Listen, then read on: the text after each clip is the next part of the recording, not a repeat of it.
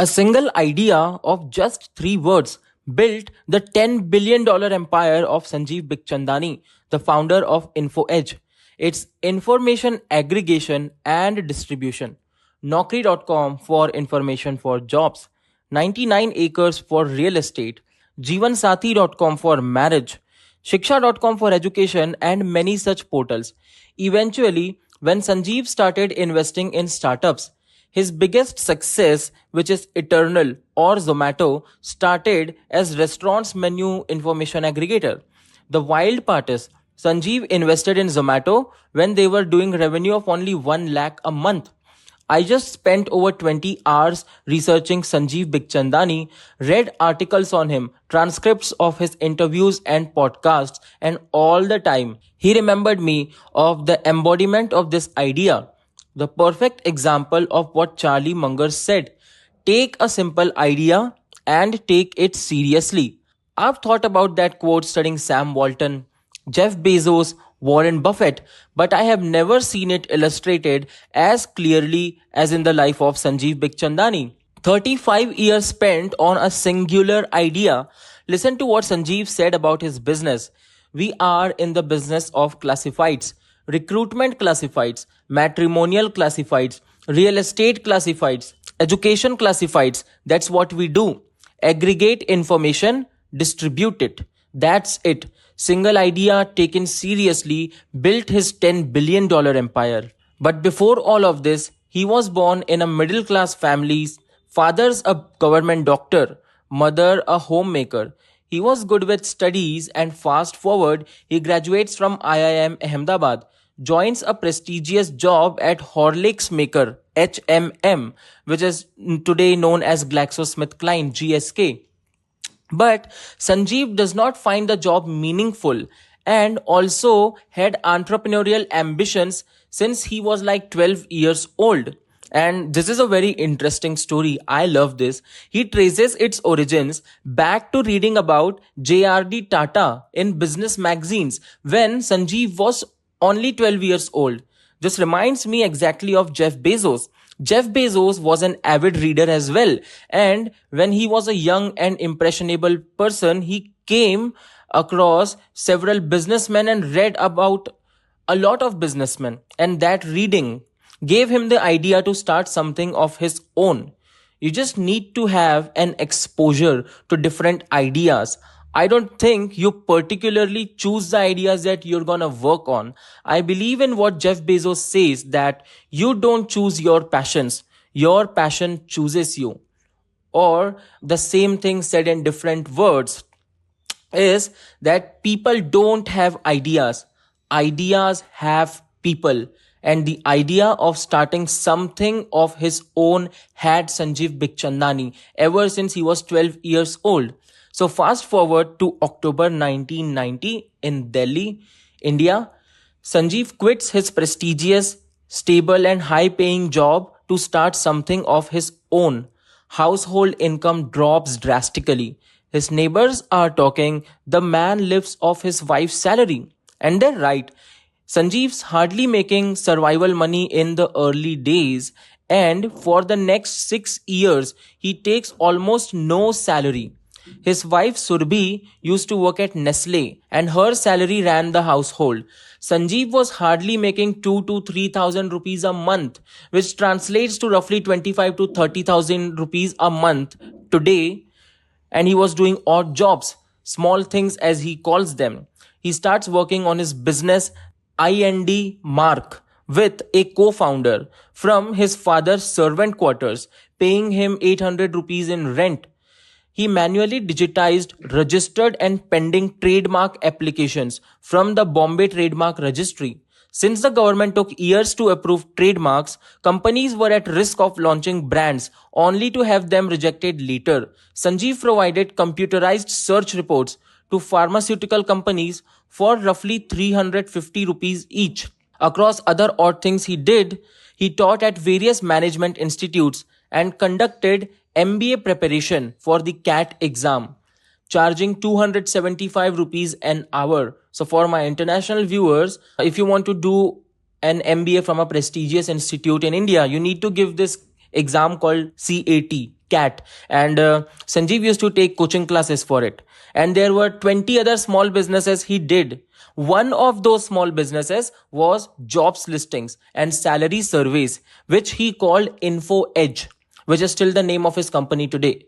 InfoEdge was born out of his observation while working at HMM. He noticed that when the office copies of Business India or India Today arrived, his colleagues wouldn't start by reading the cover story or the news. Instead, they would all start from the back. Why? Because the back of these magazines was where the appointment ads or jobs listings were located. Sanjeev realized that even people who were happy in their jobs were curious about what else was out there. He famously noted that jobs are a high interest category, even if you aren't looking for one. He realized that while there were thousands of jobs available, they were fragmented across dozens of different newspapers and magazines. So if you wanted to see all the jobs, you had to buy every single publication. There was no single central hub for employment information in India.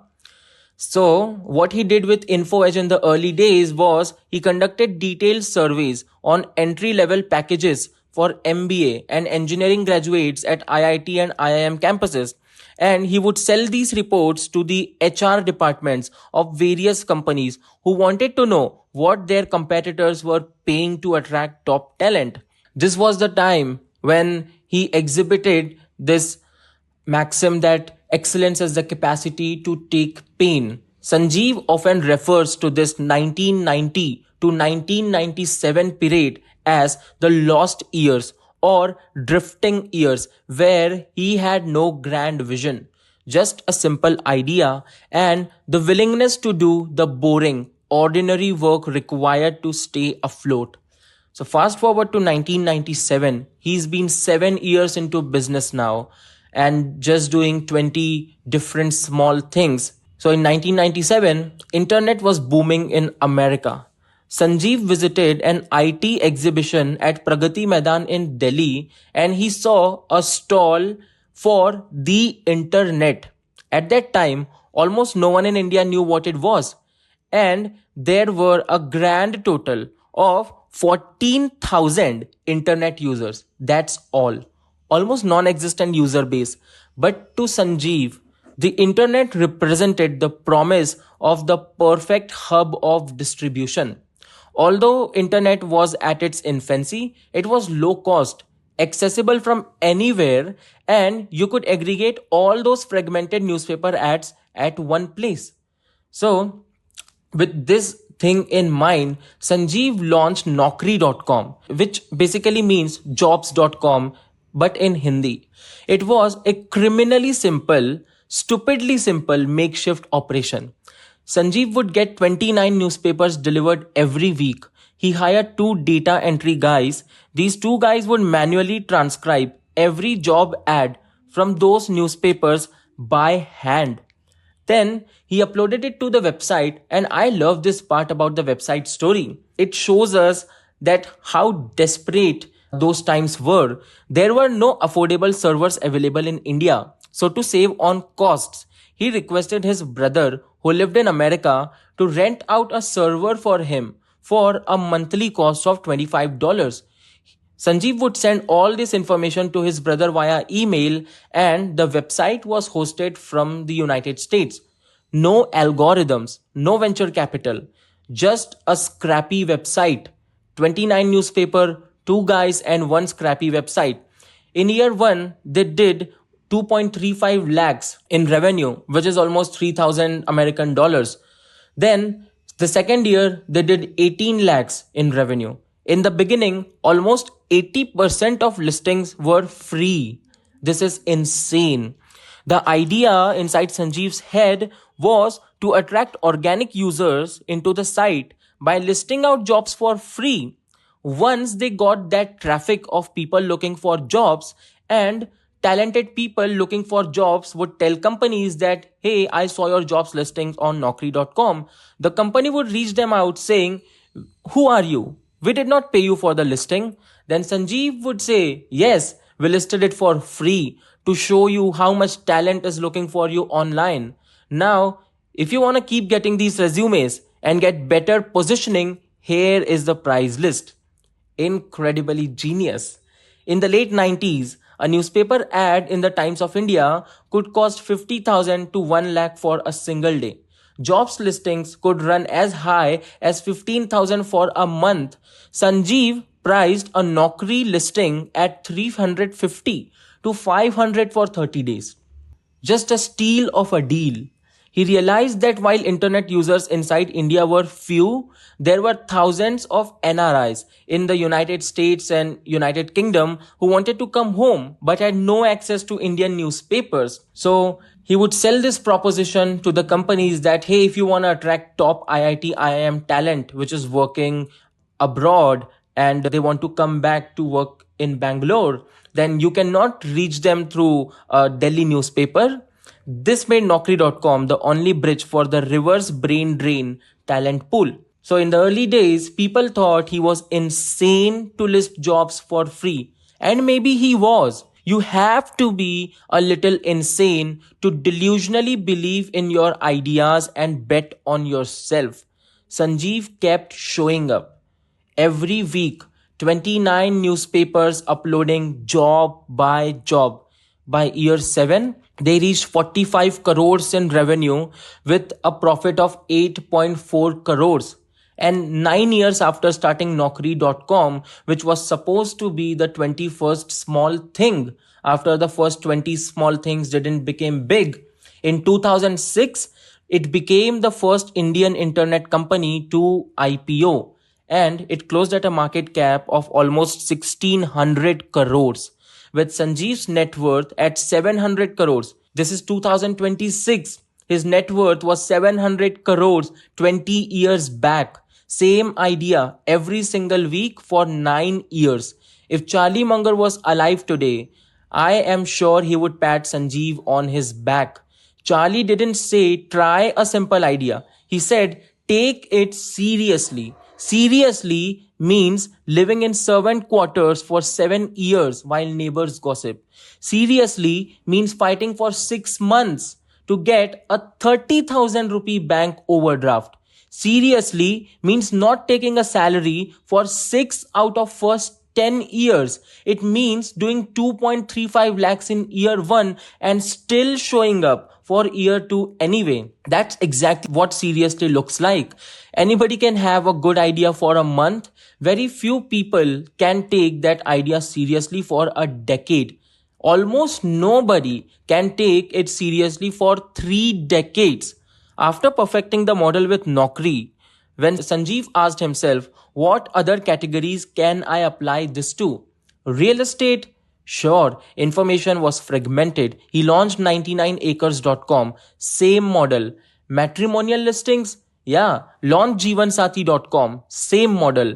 Shiksha.com for education, same model. Listen to what he says about this. We look for markets where information is fragmented, where there's high consumer interest, and where aggregation creates value. If those conditions exist, our model can work.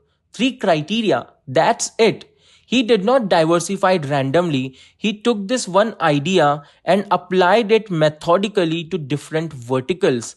This is exactly what Charlie Munger meant when he said, in business, we often find that the winning system goes almost ridiculously far in maximizing one or a few variables.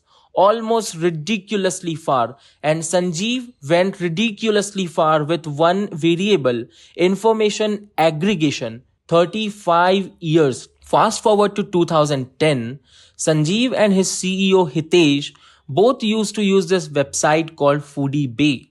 It was a simple website listing restaurant menus online built by a 25-year-old Dipinder Goyal who used to work as a management consultant at BCG. They loved it. Hitesh said we should invest in this. Sanjeev instantly wrote Dipinder an email which read, and I'm reading this email literally, like exactly as it's written, verbatim. Dipinder, I have been using Foodie Bay for a while and I find the site extremely useful. Well done. I would like to connect anytime convenient. Sanjeev. Imagine a billionaire writing this to you. Dipinder visited Sanjeev in a few days and Sanjeev wrote him a 4.7 crore rupees check, $1 million back then, back when Zomato was hardly doing 1 lakh a month in revenue. It was a simple restaurant listing website when the total ads market around restaurant listing was hardly 2 to 500 crores. Everyone in Sanjeev's company thought that Foodie Bay, later renamed Zomato, could become a maximum 10 to 20 crore rupees company. But Sanjeev thought that if aggregation of jobs listings could become so valuable, then aggregation of restaurants menu listings powered by internet's distribution could become valuable as well. Pure conviction. Listen to what Sanjeev said about this. When we saw Zomato, we immediately recognized it as a classifieds business. Restaurant information was fragmented. Dipinder was aggregating it. That's our model. Our model. This is what 20 years of executing on one idea gives you. Pattern recognition that looks like genius but is actually just consistency. Sanjeev invested 4.7 crores in first round, followed by more and more money, between 86 to 143 crores. It varies by sources. That investment, that singular investment, which was done out of conviction, is worth 30,000 plus crores today. The Info Edge, which is Sanjeev's company, is the largest shareholder of Eternal, which is the parent company of Zomato, and not from genius, from pattern recognition on one idea taken seriously for 20 years. This one investment now accounts for over one third of InfoEdge's entire market capitalization. Same story with InfoEdge's second best investment, Policy Bazaar. Listen to what Sanjeev said about how it happened. He's telling that Yashish Dahiya, the founder of Policy Bazaar, he didn't have a PowerPoint or a product. He just said, I'm willing to bet you're paying 60% more for your car insurance than you need to. Sanjeev was skeptical, but he happened to have his insurance papers in his backpack. Yashish took the details, used his laptop to pull quotes from various insurance websites, and proved his point on the spot. This is what Sanjeev said about it. In about half an hour, Yashish came back with some 6 or 8 alternate quotes, and sure enough, the lowest quote was 40% less than what I was paying, and I was gobsmacked. Sanjeev saw the pattern immediately. Information asymmetry. It was a seller's market. The insurance companies knew the prices, but the customers did not. Policy Bazaar would aggregate that information and distribute it to the customer. It was the Naukri model applied to insurance. And what happens next? This is insane. Sanjeev invested 20 crores for a 49% stake at a PowerPoint presentation on a pre-product startup, and in consecutive years invested 591 plus crores in 15 years, and that stake is valued at staggering 11,000 crores. 20 crores on a PowerPoint presentation. This is insane. This reminds me exactly of Sam Walton. This following one simple idea and taking it seriously for entire life. Sam Walton's idea was everyday low prices. Buy in volume, sell at low prices, locate in small towns. Simple idea which he executed for 50 years. Never deviated, never pivoted, and built the world's largest company by revenue, doing almost $681 billion in revenue. Or Henry Ford, who had a singular idea of making cars affordable to the common man, back when only the rich could afford it, back when cars was a luxury.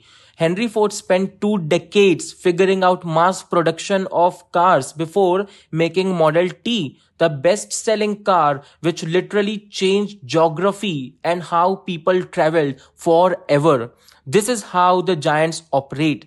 They don't need 10 brilliant ideas. They need one simple idea taken seriously for their entire career. This reminds me exactly of what Sanjeev says regarding the timeline necessary for success. The key is to find something that works and do it for for a very long time. Most people underestimate how long you need to do something before it really pays off. This is literally the founder's podcast maxim: ordinary things done with extraordinary focus over an extraordinary period of time. Most people think 2 to 3 years, maybe five, and then we exit. But the real wealth, that takes 20 plus years. Zomato started in 2008 and went public 13 years later at a market cap of around 60,000 crores. In just next 4 years from IPO till today, it has created another 2,40,000 crores in shareholder value and is valued it's nearly $30 billion in market cap.